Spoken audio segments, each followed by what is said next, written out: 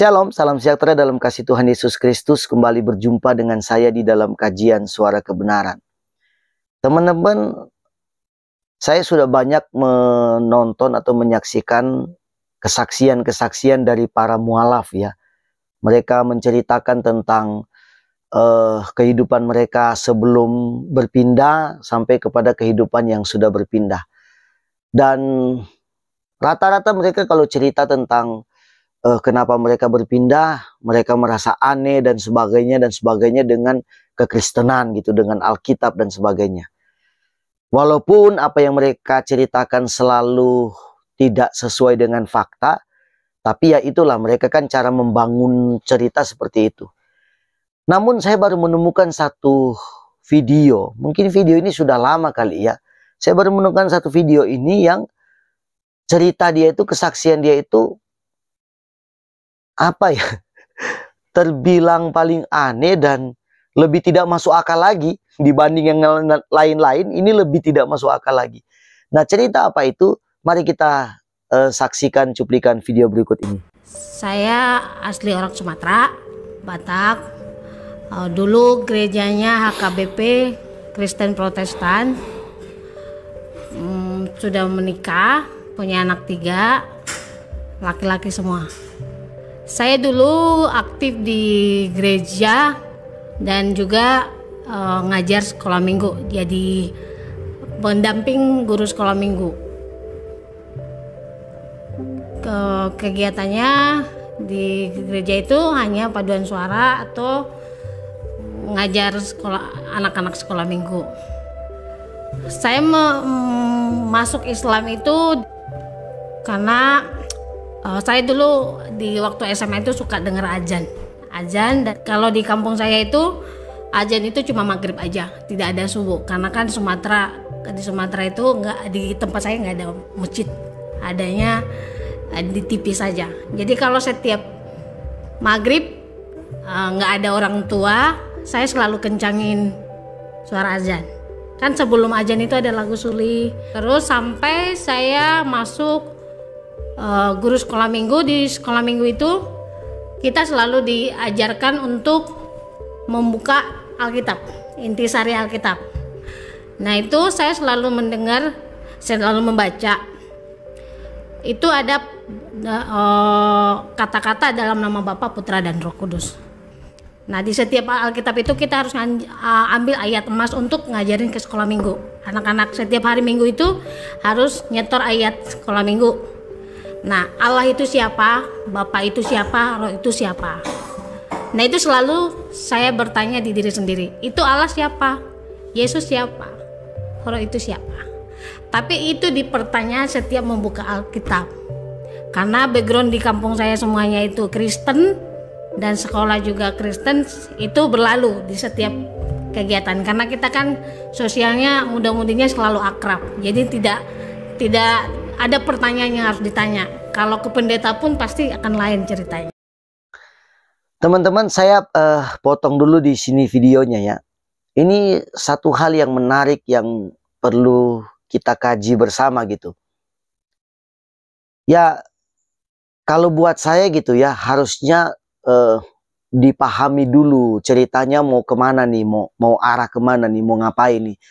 Jadi sebelum ada rekaman mungkin yang seperti mualaf ini harus dirangkai dulu. Dia bilang begini, saya itu ngajar guru sekolah minggu, pendamping guru sekolah minggu. Itu 3 suku kata yang tidak nyambung. Guru sekolah minggu atau pendamping guru sekolah minggu. Ngajar ke guru sekolah minggunya atau ngajar anak-anak sekolah minggu. Kan jadi rancu gitu loh. Bahasanya jadi tidak jelas, jadi aneh. Makanya saya bilang tadi, ini orang yang paling aneh dan paling tidak berhikmat di dalam menyampaikan sesuatu. Kemudian dia mengatakan di setiap ibadah itu dibacakan yang namanya Allah Bapa, Allah Putra, dan Allah Roh Kudus. Lalu dia bertanya, Bapa itu siapa, Putra itu siapa, Roh Kudus itu siapa? Maksud saya begini, kalau memang betul dia seorang guru sekolah minggu, pasti dia diajar oleh pendetanya tentang isi Alkitab. Tentunya yang berkaitan dengan apa yang akan diajarkan kepada guru-guru sekolah minggu. Kepada anak-anak sekolah minggu maksudnya ya. Akan diajarkan kepada anak-anak. Akan diajarin dulu kepada guru-gurunya. Nah, pastinya yang namanya Tritunggal ini diajarkan kepada mereka. Siapa itu Bapa, siapa itu Putra, siapa Roh Kudus itu diajarkan. Tapi dia sendiri bingung dan bertanya-tanya, itu siapa itu? Dia tidak tahu. Dalam dia menjelaskannya juga dia sambil berpikir dan bingung, dia mungkin mau cerita tentang apa. Makanya saya bilang harusnya dirangkai dulu tuh di pikiran. Jalan ceritanya mau diarahkan kemana. Supaya alur ceritanya itu enak. Ini dia jadi bingung sendiri gitu loh. Dia cerita tentang Bapak itu siapa, anak itu siapa, Roh itu siapa. Antara dia cerita pertama dia guru sekolah minggu, kemudian dia cerita kedua dia dengar azan, lalu dia sambung ke cerita yang ketiga dia bilang dia ngajar tentang sekolah minggu. Itu kan rentetan cerita yang tidak ada korelasinya. Nah, kita lihat apa yang disampaikan oleh mualaf ini, kita lanjutkan ceritanya. Nah, sesudah saya sampai Jakarta kan langsung masuk training kerja. Itu masih ada prosesnya. Masuk Islamnya 2009. Nah, itu masih ada setahun jangkanya. Nah, di lingkungan kerja atau keluarga kakak saya agak berbeda dengan keluarga yang di kampung. Kalau di Jakarta kan gerejanya berbeda. Kalau orang Kristen Protestan HKBP kan di sini agak jauh. Jadi masuknya ke Tiberias. Oh, Islam ini sudah agak ada di hati sebenarnya. Cuma karena ada teman yang dekat berargumen dan bertanya, kamu di gereja itu Alkitabnya ada berapa? Injilnya ada berapa? Saya jawab, itu adanya Perjanjian Baru dan Perjanjian Lama. Dan berikutnya dia nanya, nabimu ada berapa? Yang saya jawab, nabi saya itu murid Tuhan Yesus. Itu 12 orang. Isa itu nabi enggak? Katanya, bukan, itu murid Yesus. Saya potong lagi teman-teman. Ini cerita kedua ini berlanjut setelah dia sudah di Jakarta. Dia bilang, sebetulnya sudah lama dia menginginkan untuk belajar tentang Islam. Nah, kebetulan waktu itu dia ketemu dengan seorang teman dan beradu argumen atau bertanya gitu ya, temannya bertanya kepada dia, kitabmu ada berapa? Lalu dia jawab nih, ini guru sekolah minggu nih yang jawab. Guru sekolah minggu dan aktif di gereja, menurut dia bilang. Kitab saya itu ada Perjanjian Baru, ada Perjanjian Lama. Penyebutannya itu terbalik, baru lama. Harusnya di Perjanjian Baru ke Perjanjian, harusnya dari Perjanjian Lama ke Perjanjian Baru. Ini terbalik. Jadi kitabmu ada berapa? Ada Perjanjian Baru, ada Perjanjian Lama. Jawab pertanyaannya, kitabmu ada berapa? Jawabannya bukan begitu. Harusnya dijawab, kitab saya ada satu. Satu, Alkitabnya cuma satu. Namun di dalamnya ada Perjanjian Baru, ada Perjanjian Lama. Begitu aja. Kasih tahu begitu. Ini dia jawab, kitabmu ada berapa? Dia jawab, ada Perjanjian Baru, ada Perjanjian Lama. Lalu ditanya lagi, ini yang lucu ini. Nabimu ada berapa? Nabi saya itu, nabi kami itu ada murid Tuhan Yesus, 12 orang. Aduh, nabinya ada 12 orang gitu, yaitu murid Tuhan Yesus. Itu bukan nabi. Itu mereka itu rasul. Murid Tuhan Yesus itu yang jadi rasul, yang memberitakan Injil setelah Yesus terangkat ke surga. Itu rasul. Nabi-nabi itu tidak ada dalam Perjanjian Baru. Nabi-nabi di dalam Alkitab itu hanya ada dalam Perjanjian Lama. Tidak ada lagi Perjanjian Baru nabi. Yang terakhir kali datang muncul, yang membawa berita keselamatan bagi manusia, yang bisa dibilang nabi, rasul, guru, pengajar, gembala, bahkan Tuhan, dia Yesus. Tidak ada lagi nabi. Apalagi setelah Yesus terangkat ke surga, tidak ada nabi. Tidak ada lagi nabi. Nabi itu cuma Perjanjian Lama. Jadi murid Tuhan Yesus itu bukan nabi. Mereka itu adalah rasul-rasul. 12 rasul yang memberitakan Injil.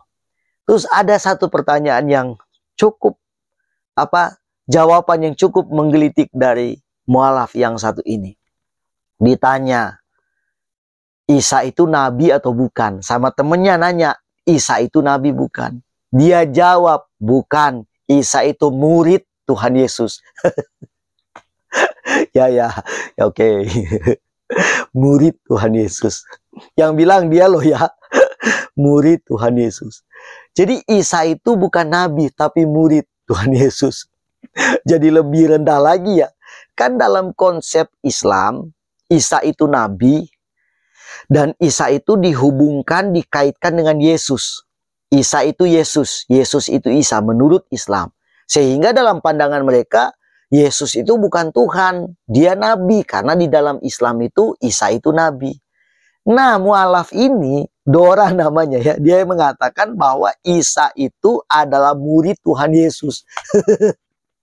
Makin jauh lagi. Jadi memang dua pribadi yang berbeda ya. Yesus itu bukan Isa, Isa itu bukan Yesus. Karena memang Yesus di dalam Alkitab kan lahir di kandang, ya kan?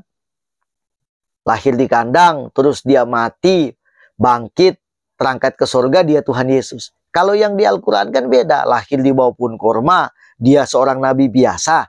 Jadi berbeda ya. Jadi ya, mungkinkah Dora ini benar gitu? Tapi nggak mungkin lah ya, masa Isa itu murid Tuhan Yesus. Ini juga udah ngaco ini orang ini. Kita lihat terakhir dari kesaksian dari mualaf yang satu ini. Pernah sekali berdebat sama orang tua, sama ibu. Dor, di agamamu ada nggak pengakuan dosa? Emang kenapa? Nggak ada, tapi pengampunan dosa ada. Setiap sholat ada untuk taubat, bilang gitu. Berarti nggak hebat gereja agama kalian. Hebatan Kristen, karena pengakuan dosa ada. Mamanya tanya, di agamamu ada pengakuan dosa nggak? Dia jawab, nggak ada. Yang ada pengampunan dosa. Setiap kali doa atau sholat ada pengampunan dosa. Lalu mamanya bilang, berarti nggak hebat agama kalian katanya. Karena tidak ada pengakuan dosa. Ini yang cerita dia gitu loh. Jadi sebetulnya begini. Pengakuan dosa itu di Kristen itu sebuah bukan hanya sebuah ungkapan kita kepada Tuhan. Mengaku bahwa kita bersalah. Ya kan? Sebuah cara bagaimana kita mau mengakui kesalahan kita di hadapan Tuhan. Lalu di dalamnya itu ada pengampunan. Karena memang pengampunan di dalam Yesus Kristus itu sudah terjadi sejak dia di kayu salib. Setiap kita yang hidup di dalam Kristus mengalami yang namanya pengampunan dosa. Jadi itulah makanya penting sekali kita memahami tentang keselamatan di dalam Kristus. Ada pengampunan. Kalau bicara tentang pengakuan ya kita harus diajarkan untuk mengakui kesalahan-kesalahan kita di hadapan Tuhan. Di hadapan orang tua saja anak-anak disuruh diajarkan untuk mengakui kesalahan. Kepada sesama manusia mengakui kesalahan. Saya bersalah dan sebagainya. Jangan merasa diri tidak pernah bersalah begitu. Karena kita ini adalah manusia. Nah, demikian apa yang bisa saya sampaikan pada kesempatan ini teman-teman sekalian. Intinya kalau kita mendengarkan cerita dari setiap mualaf begitu ya, kita harus cermat untuk mendengarkan apa yang dia ceritakan. Supaya kita sendiri tidak gagal paham dan tidak terbawa oleh cerita-cerita semacam ini. Ini sangat aneh dan sangat lucu menurut saya gitu. Nah, demikian apa yang bisa saya sampaikan. Kita akan bertemu kembali pada video berikutnya. Jangan lupa subscribe, like, comment, share video ini. Kita jumpa kembali pada video berikutnya. God bless you.